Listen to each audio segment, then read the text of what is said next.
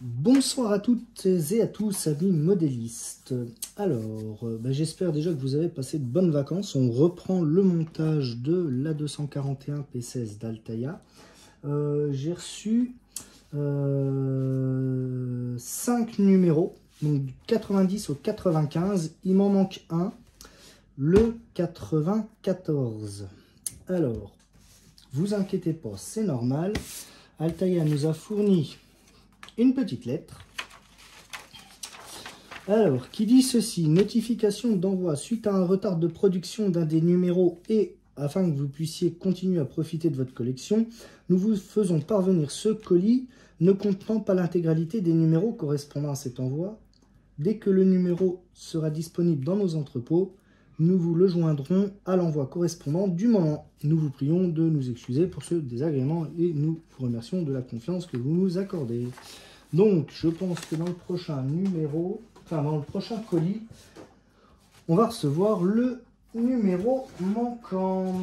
Alors, on commence par la présentation des numéros, comme d'habitude, pour cette première partie de vidéo. Donc, le numéro 90.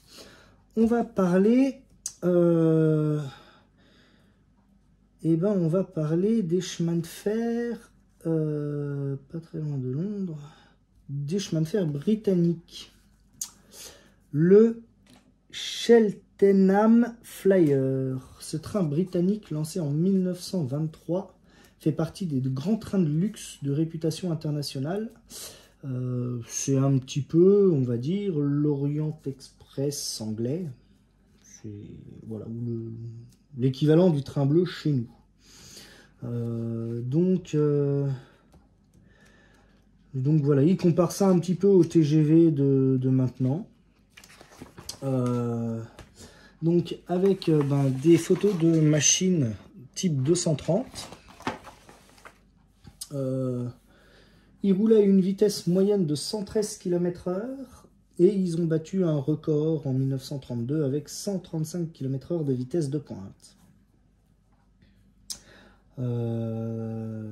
Les flyers, ils nous parlent des flyers dans les autres pays, donc notamment en France avec le trajet Paris-Saint-Quentin sur le nord, en Allemagne, en Italie entre Milan et Vérone, en Irlande entre Dublin et Drogheda, et aux États-Unis aussi, il y en avait un. On a des photos du temps de la vapeur, avec les postes de conduite et les équipes de conduite. Il nous parle des différentes parties de ligne où les pointes de vitesse étaient possibles.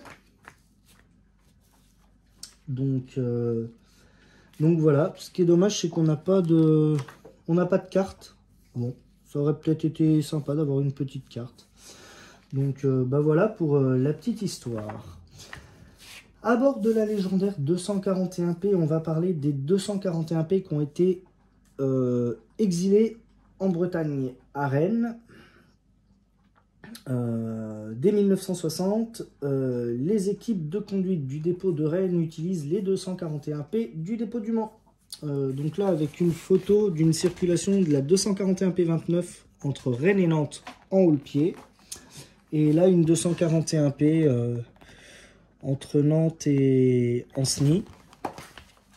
Et la carte du service d'affectation des machines du dépôt du Mans avec toutes les lignes qu'elle parcourait.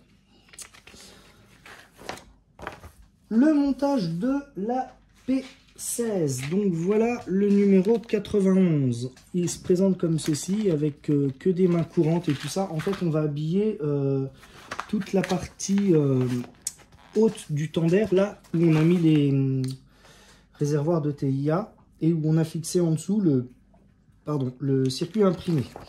Donc voilà. Donc on va fixer tout ça. Le numéro va être assez rapide à faire. Donc voilà. Ça, ce sera dans la prochaine vidéo.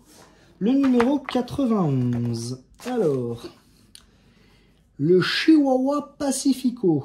On va partir au Mexique avec l'ouverture en 1961 de la ligne de Chihuahua au Pacifique qui rejoint la ville frontière américano-mexicaine de Guidan Juanes. Donc voilà, une photo. Alors ça, c'est en 1980. L'état du réseau en 1980.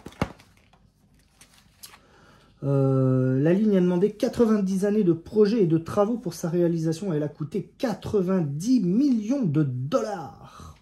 C'est énorme pour l'époque. On parle des habitants de Chihuahua. J'aime bien le nom de la ville. L'ère du Ferromex. À partir de 1998, le réseau qui était public a été privatisé. On a une jolie photo d'un autorail ALN 668 qui est vu en 1983. Et là, on a une photo d'une machine à vapeur vers 1930. Donc voilà. Après, à bord de la légendaire 241P, les 241P à Nantes. Importante gare de bifurcation. Les gares de Nantes, les dépôts, les ateliers forment un ensemble ferroviaire important et ancien, créé par deux compagnies, le PO, le Paris-Orléans, et le réseau de l'État. Donc voilà. Il nous parle des années où les années d'épée à Nantes. Les R étaient des rivales des 241P. Et donc voilà, on a de belles images de R, une de P et une machine du PO. Très sympathique. Donc le montage du numéro 91. Alors le voici, c'est la hotte du Tambay. C'est une pièce en métal. On va fixer en fait définitivement bien le derrière là du tender, là le toit du tender, hein. Donc cette partie là que je suis en train de soulever, on va la fixer définitivement. Et on va aussi fixer le circuit imprimé et le bloc où il y a les piles. Et on va aussi fixer les câbles d'alimentation qui sont là, en dessous, là. Et on va monter tout le détaillage qui est sur la hotte du tender. Donc voilà. Donc le tender va encore prendre un petit peu plus de poids. Le numéro 92. Alors, on va partir encore en Angleterre avec le Cornish Riviera Express. Donc voilà, c'est un train important comme un peu l'Orient Express et le train bleu. C'est le plus romantique des trains anglais. Il rejoint Londres à Penzance en Cornouailles.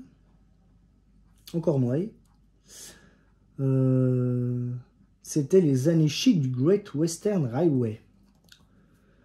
Bien. Bon, écoutez. Romantisme à l'anglais. Le train est formé de 7 voitures en bois avec toit à lanterneau. Très victorienne d'aspect. À partir de 1922, ce train comporte une dizaine de voitures salon Pullman à bogies très luxueuses. Donc voilà, une belle photo là du Cornish Riviera Express représenté en 1925. Il était tiré par des machines type 230 Castle que voici. Donc pour qui la seule voiture de 3e classe, ce train avait une voiture de 3e classe dans les années 1910. Et après, il nous parle de l'évolution du train, les rois qui prenaient ce train-là. Et voilà, un peu le cousin anglais du train bleu. Alors, à bord de la légendaire 241P, la pratique du sleeping, peu instaurée en France, qui ne l'a connue que sur 2 ou 3 lignes de la Compagnie de l'Ouest, la pratique anglaise du sleeping ou déclenchement en marche a été très utilisée par le Great Western Railway. Je ne sais pas du tout ce que c'est, cette technique. Alors, apparemment, ils abandonnaient des voitures en pleine voie pendant que le train roulait. Je trouve ça, c'est ce qu'ils nous mettent là, hein, sous la photo qui est là. Donc je vous lis le truc. Un document saisissant et très rare, montrant au vol une voiture en cours de sleeping, abandonnée en pleine voie par son train. Bon, je voyais pas trop l'intérêt, ni l'aspect technique du truc, mais bon, pourquoi pas. Ce sera à lire avec grand calme pour bien comprendre, mais bon. Enfin bref. Donc le montage du numéro 92. Alors, le 92 est ici. Alors, il y a quelques pièces dedans et des vis, c'est tout. Alors, à noter qu'Altaïa a modifié ses cartons de présentation. Ils ne mettent plus le gros numéro. Maintenant, ils le mettent un tout petit là. C'est un peu chiant à trouver. Puis ils ont viré leur logo par le logo SNCF. Donc bon. Donc là, c'était une petite parenthèse comme ça, sur les numéros. Donc le numéro 91, ben, on va finir de monter et d'habiller en fait la hotte du tender, avec le rangement du ringard, la porte coulissante, la trappe coulissante là pour le charbon. Et on va monter le marchepied. Il y a un petit marchepied qui se trouve derrière la hotte là, qui est ici. Donc on va monter ça dessus. Donc voilà. Et notre hotte sera complète.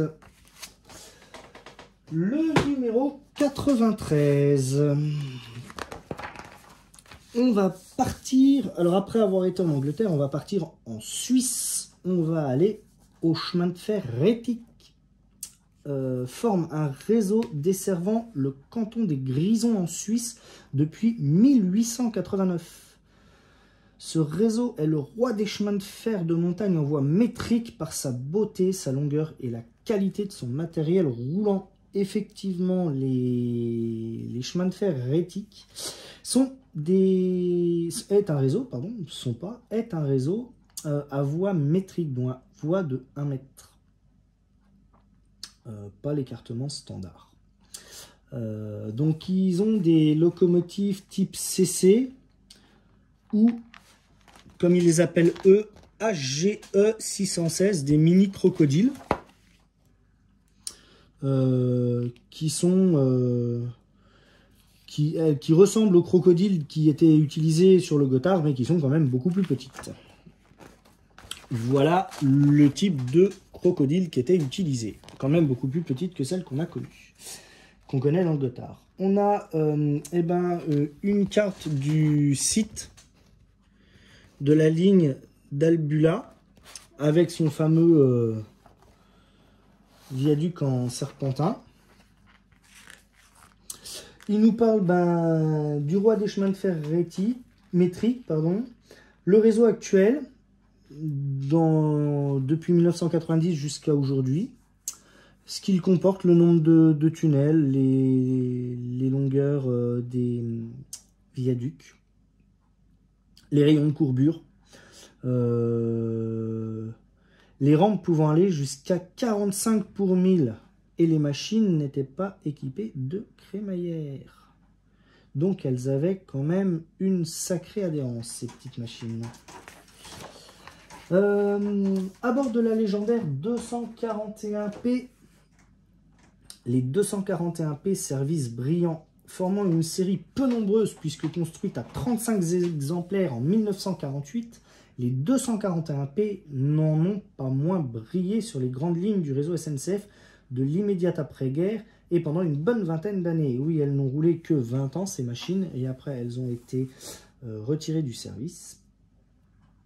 Mais elles ont quand même fait les grandes heures de la traction vapeur, aux côtés des 141R. Donc là, on a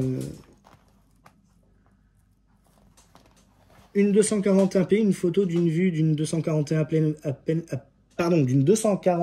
à pleine vitesse dans la vallée de la Loire. Et bah, la carte des lignes et des dépôts où étaient affectés les 241p.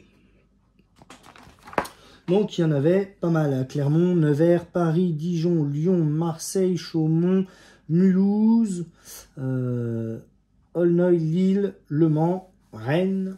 Donc il y avait beaucoup d'endroits où il y avait des 241p. Le montage du numéro 93. Alors on a la fermeture du toit du tender. Alors lui il est en plastique, il va falloir faire gaffe. Et on va y glisser la hotte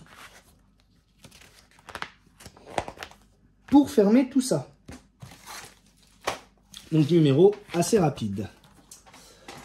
Le numéro 94, comme je vous l'ai dit dans le début de la vidéo, nous avons eu la petite lettre d'Altaïa qui nous explique que suite à des retards de production dans leur atelier, le numéro n'a pas été disponible. Donc je vais vous présenter le numéro 95, le dernier numéro que j'ai reçu.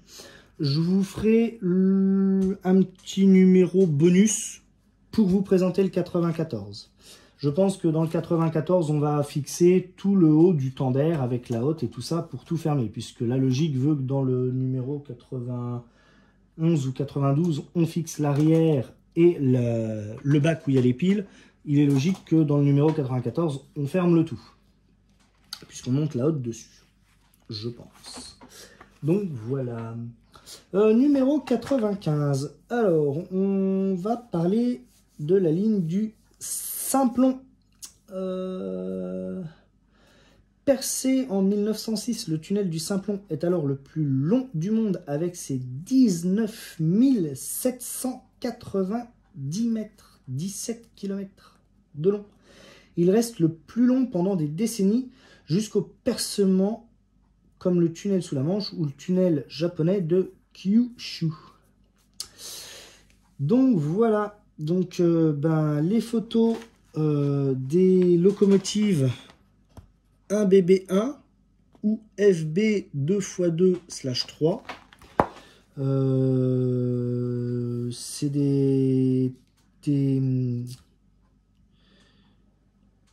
une des locomotives caractéristiques de la traction en montagne du réseau suisse. Donc voilà. On a la carte qui nous montre où se trouve le Simplon et le plan avec la déclivité du tunnel. Voilà. Donc ça c'est un très bon reportage. Et après il y a eu le tunnel du Gothard qui fut percé.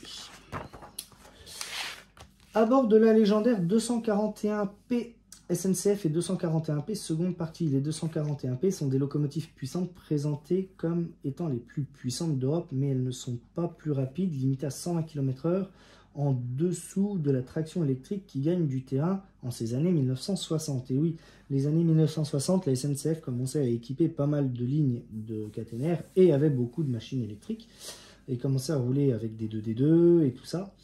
Donc ça a petit à petit mis de côté les 241P. Voici une photo d'une 2D2 de la série 5546 à 5550. Donc voilà. Et on a la carte des villes reliées à Paris à la moyenne, à la vitesse commerciale de 100 km/h. Donc on peut maintenant comparer avec ce que le TGV... Donc, très intéressant document publicitaire de la SNCF destiné à la France en 1964 qui s'enthousiasme pour le 100 à l'heure. Le train Mistral roule entre Paris et Marseille une fois par jour et atteint 120 km/h. Aujourd'hui, c'est 21 TGV par jour à 320 km/h. 21 TGV entre Paris et Marseille à 320 km/h. Donc voilà, ça a réduit constamment la carte de France. Alors, le dernier numéro, le numéro 95. Le voici.